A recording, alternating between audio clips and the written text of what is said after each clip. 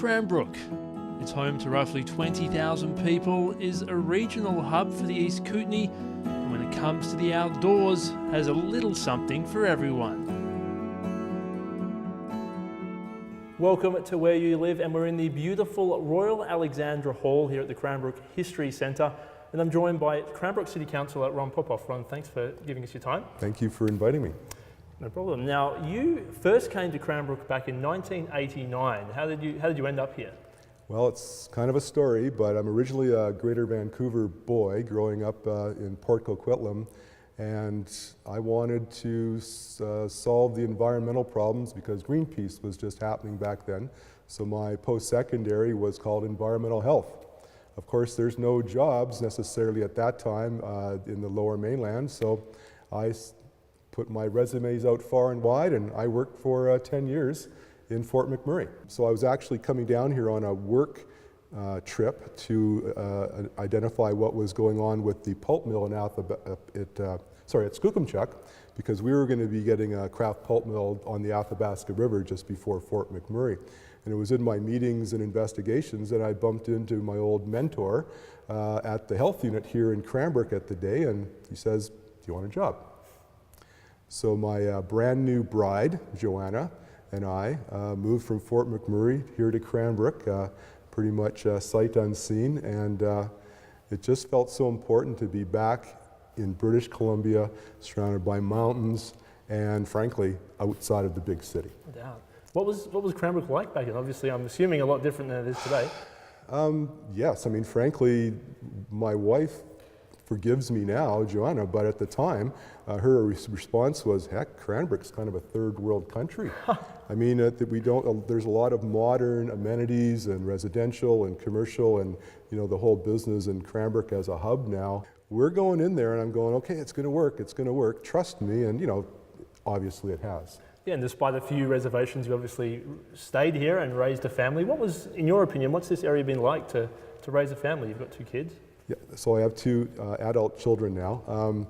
There was one point in my career in the late 90s where I, as a provincial government employee, I could have transferred anywhere in the province, I had first choices. So we scoured around the Vancouver Island, Victoria, Vancouver, Kelowna, and I realized that the balance of quality of life and careers for both Joanna and I and for our children, this was where we were going to stay. You have that quality of life balance here that I don't think you have in other parts of British Columbia. So we chose to stay, and we're happy to be here. And I think my children are also happy to be here. They're getting established in their careers and in families and established in the community. So what more could a father want? Absolutely, and talking about getting established into a community, you've spent a lot of time volunteering in this town. You've been involved in the Kinsmen's and especially Rotary now. Yes. What have you learned about the need for volunteering in a town like this over that time? Well, I mean, to start with, when Joanna and I moved here, we didn't know a soul. And through her work at Experience Life and teachers and through my work, staff, they're all awesome, but Cranbrook then, had some clicks to it. And, if you wanted to be more than just go to work and shop, and you needed to get it involved in your community, which I had familiarization with back with my father. So for me, it was easy. How do I do to get involved in my community? Some colleagues of mine introduced me through to Kinsmen, which was now, I guess we could call the JCI, the new version of Kinsmen, because of the awesome work that young business professionals are doing in our community today through JCI. But back then it was through Kinsmen and through volunteering with your kids' sports and your kids' activities that you really start to have a sense of community. And it's been so rich for me and for my wife Joanna and now our family to actually say Cranbrook is not just home, but our community is home. And a few years ago, you decided that, you obviously with a passion for the community, that you wanted to run for City Council. Talk about that decision and how you came to that after all these years. I reflect back, so we're in our 4th year on City Council. It wasn't that I wanted to run for City Council. My strength is behind the scenes, but through trying to coerce, encourage others to run, way more talented than I am, that kept coming back, well, why don't you run then if it's that important to you? So myself and others, we realized there needed to be some effective change in the community, and thought, well, we'll give it a shot. And the election occurred. There was a whole sweep of council. Mayor and all councillors were brand new, and it's now in 4th year and looking forward to the future. Mm-hmm. And so, as you mentioned, 4th year, you're coming to the end of your term, your first term here on council. What are you most proud of from your time in council this term? I have a shopping list of what I feel are successes in our community. The first thing we did was we got rid of the 2-tier recreational system, which frankly just upset the tourism. It also upset everyone outside of Cranbrook. Why should we pay an extra rate for the swimming pool or for joining soccer or baseball? So you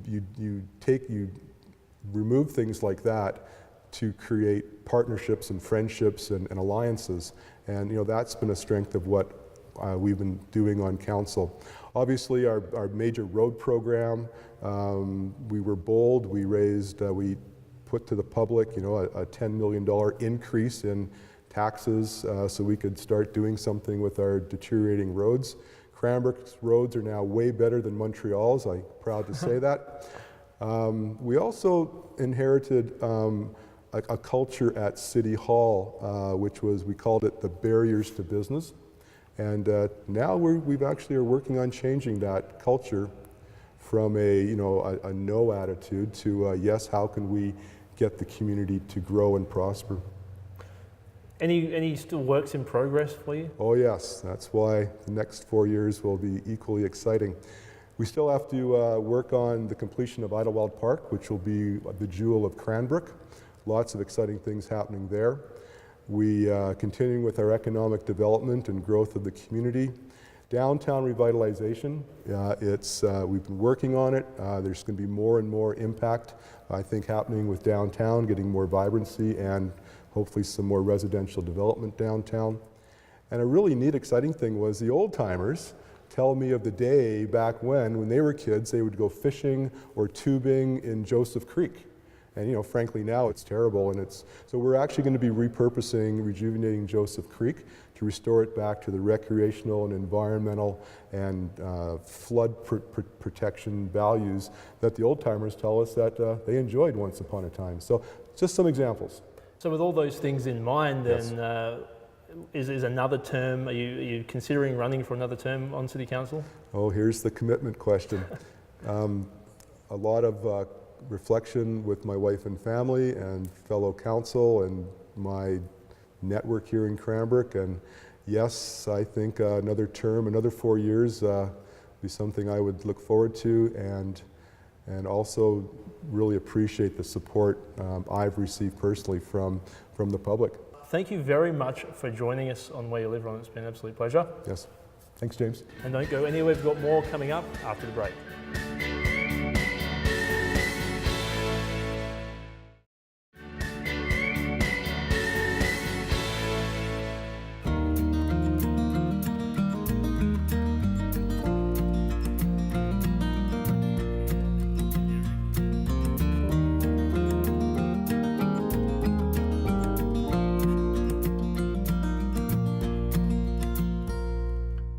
Welcome back, and joining us now is an entrepreneur from Cranbrook, Caitlin Berkheim. Caitlin, thanks for joining us on the show. Thank you for inviting me. No problem. Now, you are a born and raised Cranbrook girl. Tell me, what was it like growing up in this town? Cranbrook's really interesting. It was kind of hard being in the town, but I really got into outdoor activities, and there's tons of things to do around here. We've got hikes and skiing, so I was really into that kind of thing. Did you ever move away for a period of time, or have you always been here? Yeah, I did. I moved to Langley for school. I did a horticultural apprenticeship. So it was I was gone for about 3 months at a time, sort of a thing, but mostly I've always been here. And now you have one child, you're raising a family here in Cranbrook. What from your perspective makes this area a good place to raise a family? Again, the outdoors, it's just so incredible. I've never been a big fan of the actual town. I find it not to be the prettiest, unfortunately, but I'm trying to find ways to change that. But just like the lakes and the hiking and the skiing, like not even just Kimberley, but Fernie and Lake Louise, and like everything is so close. And it's just the Kootenays, it's amazing. Do you think that Cranbrook kind of gets, maybe goes under the radar a little bit when it comes to tourism and what is actually around this area? I think so for sure. And I'm not sure exactly why. It could be, I don't know, I find the strip, like just feng shui, like the strip just goes straight through. There is no turning into Cranbrook. Do you know what I mean? Mm-hmm. And a few years ago, you got together with a few of your friends to open a fairly unique business in Cranbrook. Talk a little bit about the idea behind opening the restaurant that you did. Yeah, so we're all born and raised in Cranbrook. And when we first got together, we were talking about opening a co-op, but in Kimberley. And we're like, Kimberley has so many things, and Cranbrook, like, we're all from here. We all want to be proud of where we're from, and we kind of want to change what's going on here. So we opened up Soul Food. And yeah, we feel like it's livening up Cranbrook a little bit. We've had events where people are dancing on the street, which I've never heard of in Cranbrook before. We're the first patio. So we're just trying to like bring people out of the community, and yeah. And you're also leaning heavily on local producers for a lot of your food. Mm-hmm. Why is that so important to you? Food security. So I worked with Community Connection Society of Southeast BC, and they have this food action committee. And this was kind of where I first learned about it, but they talk about food security in small communities. And so at Soul Food, we try to bring in local produce, people who have sustainably farmed and farmed organically. Yeah, it's just really important. If there ever comes a time where we won't have these things available just from the grocery store, at least we have our farmers. And so we want to support those people and support our future. And talking about supporting them, what do you think that does for the local economy to actively be pursuing farmers and producers of this food? Right, so the economy and the Kootenays is really tough for jobs. I'm sure anybody who lives here understands that. Usually you move from a city and you have to get like 2-3 jobs in order to support yourself. And they often have to be like your own business. So I guess with this supports people in doing their dreams, farming. A lot of people who do that kind of work, like they're super passionate about it, and it allows them to do that and still be able to live in this beautiful community. You obviously went in with quite a mission, to quite a few goals you wanted to achieve. Do you see as a business that you've started to achieve some of those goals and start to maybe change perceptions a little bit on things in town? Yeah, absolutely. It's incredible, I love it. Just seeing other cafes and restaurants starting to bring in organic food is incredible. Even just like fermented products, we have a lot of fermented products in our restaurant, and a lot of other restaurants are starting to do the same thing. And even the composting, like we compost at our restaurant, and again, other restaurants have picked that up. You talked about Cranbrook being a kind of a funny little town. Do you hope that it's a place that your child wants to continue to live here? Yeah, absolutely. And be proud. I had this one time and it kind of hurt my heart a little bit, but I met somebody and they're like, oh, where are you from? And I was like, Cranbrook. They're like, I'm so sorry. And I was like, why? It's amazing. Why would you be sorry about that? You know, but I don't want to have that reaction. When I meet people and tell them where I'm from, I want them to be like, oh, sweet, Cranbrook's awesome. So I'm just doing what I can to change that. And looking towards the future in your business, and just what are your hopes for Cranbrook? And do you see yourself staying here for the course and seeing this through? Yeah, absolutely. Yeah, I would just like to see more life. Maybe if people found it in them to like, I don't know how to explain, not to put anybody down, but just like better take care of the things that they have. Like houses, like we have some really old, beautiful heritage houses here, but just to have people who are interested in like actually taking care of them and keeping them up, and yeah. Awesome. All right, Caitlin, thank you very much for joining us on My Yearly. Yeah, and thank you. Stick around, we've got more coming up after the break.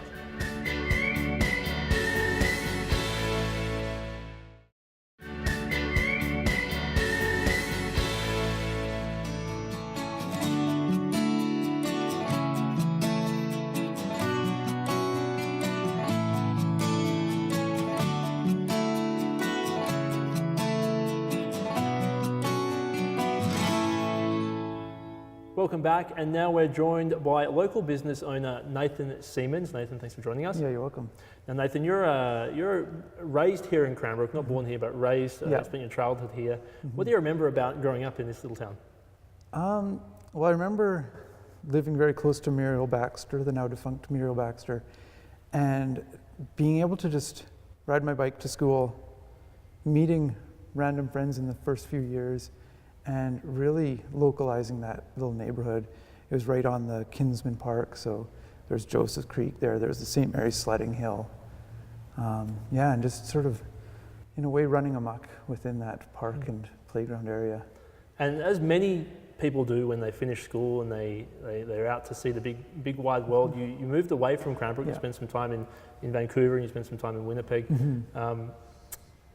Was there a sense while you were away there, was there still that strong connection with Cranbrook while you were away? It's strange. At first, not so much, but it seemed like the longer that I was away, the more the cities just didn't have what I needed. The people there were great, the culture and lifestyle was great, but there was just something about this valley that drew me back. As we said, it wasn't something I could put my finger on, but it was just like, okay, it's now time to go back to Cranbrook. You were living in Winnipeg at one point. Would it have had anything to do with the cold and the wind? I don't know. The winters were really tough for sure, but no, not so much. I really loved Winnipeg. I have a strong sense of pride for Winnipeg. I think it was actually the lack of mountains, even though I wasn't utilizing the mountains at that point in my life, just the lack of them being there was a weird thing for me. So you moved back to the area in 2009. You're actually living in Kimberley for a while there, but still in the Kootenays. And I guess fast forwarding a few years here, something that really speaks to your passion for the town. You took offence to, you and a friend took offence to a description of Cranbrook in the worldwide travel book and website Lonely Planet. They described Cranbrook as a depressingly workaday town, and it was given a skip it. Yeah, it's a do yourself a favor and continue on to Creston or Kimberley. So how did that make you feel? Well, it was, to be honest, it was sort of that whole, I don't know, take it and run with it type thing of, it's sort of funny in a way. Like you can either take great offense and be angry at the Lonely Planet or play off it and have fun. And we actually, we did mugs, we sold some mugs and raised money to buy kids' bikes is what we spent the money on.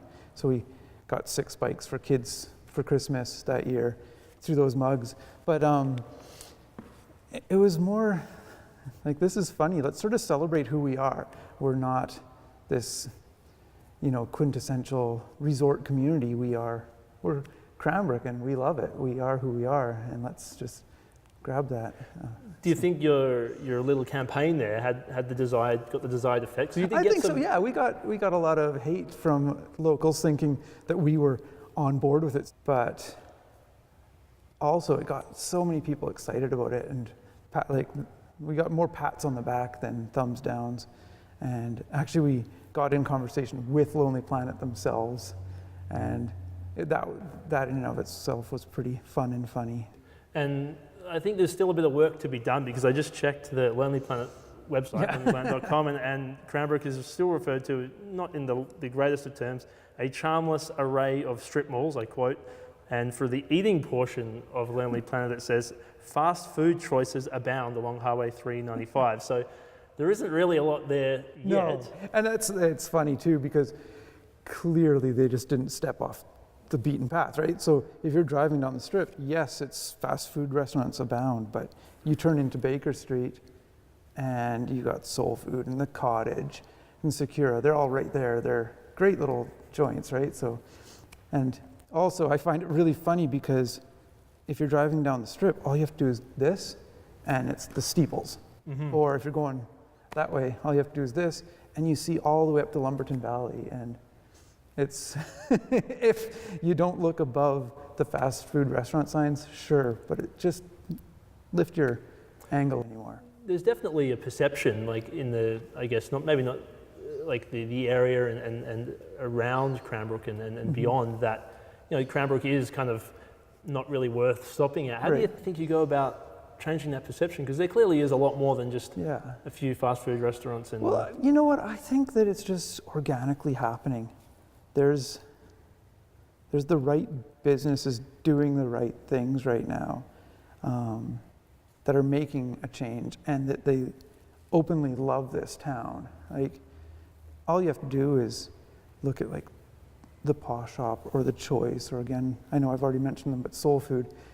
But they're just, those people are very passionate about this town, and they have been. And they're starting to slowly change that guard that, you know, the status quo isn't going to necessarily make it happen anymore. And just to put that little bit of elbow grease into polishing up the front of their businesses, or not even necessarily that, but taking initiative within the community. Like the cycling club is very involved. Obviously, these are ones that I know, and I'm sure it's even broader than that in the outside of the circles I run in. So. And now you have a family, you have a young daughter, and what do you like about the opportunity to grow your family here and raise your family here in Cranbrook? Well, I was thinking about this because I sort of thought you might ask this. And my daughter goes to TM Roberts, which we are not in that catchment, the school TM Roberts. And so we live sort of opposite sides of town from that. But it is still a short bike ride on Rotary Trail as well as a couple quiet streets.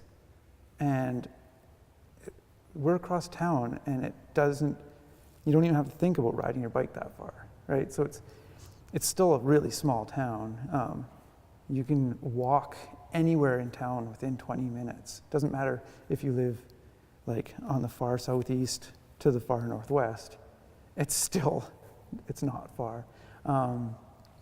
I love the downtown core is just getting more and more vibrant without being touristy, without having that transience that goes along with tourist meccas. It's where you settle down. So. Do you think it's about maybe communicating things like that a little bit better, or do you think it's just... Do we really want to? But no, I guess that's the big question, isn't it? Yeah, it is. It is the big question. And yes, like you go use our abundance of trail systems or whatever your outdoor passion is, and you don't see anyone out there, right? So we could increase the usership 200-fold and still be fine. We wouldn't feel crammed out there. So yes, I do want to get the word out how great we are. I don't know. I don't know what it is. I don't think we need to say like, come here, we're outdoor epic, because everywhere in BC is. I think we just have to be us and embrace that. Do you think that I mean, people who, like young people like yourself who go away and then come back, do you think that maybe there's a sense of, as a teenager, as a kid, taking it for granted a little bit, and then going away, and when you go away and you live in the city or you live somewhere else, you realise how much you actually have here, and then it's such a good place to live. Do you have that feeling? Yeah, for sure. Like with, Calgary so close, Vancouver so close, and both of them such sort of, they have a lot going for them. Like both those places are great places, of course. But yeah, there's just something about the lifestyle here that is just so easy once you're, raising a small family or getting your career started or whatever it is. It's just a lot less stress about all that kind of stuff. So actually I just saw a post that a friend who's 10 years younger than me is now moving back from his exciting Vancouver lifestyle back to Cranbrook. I'm like, yeah, that makes sense. You're at that right age to be like now coming back with you. Yeah. So, yeah, maybe we don't have anyone living here that's between the ages of 18 and 28. Right. And finally here, what are your hopes for the future here in Cranbrook? Obviously, you're invested in the community. You're raising a family here. What do you hope to see happen in the next say 10 years? I just think there's endless possibilities with sort of the little niche businesses opening up that, 5-10 years ago we'd be like, oh, Cranbrook we couldn't support that. whether it's like an Indian restaurant or a sushi restaurant 10 years ago. No way, we couldn't support that. I just want to see that. I want to see everyone sort of just be able to embrace whatever niche or subculture they're in and bring that forward and get those going, because I think we do have the ability to support those places. And hopefully one day you could invite Lonely Planet back and get maybe a little bit of a description of Cranbrook. We offered them that, but yeah, that was interesting to hear. They have a very strict, tight schedule that they have to obviously adhere to get their stuff published. Well, there's always hope. Anyway. Yeah. Nathan, sure. thanks for joining us on Where You Live. Thanks.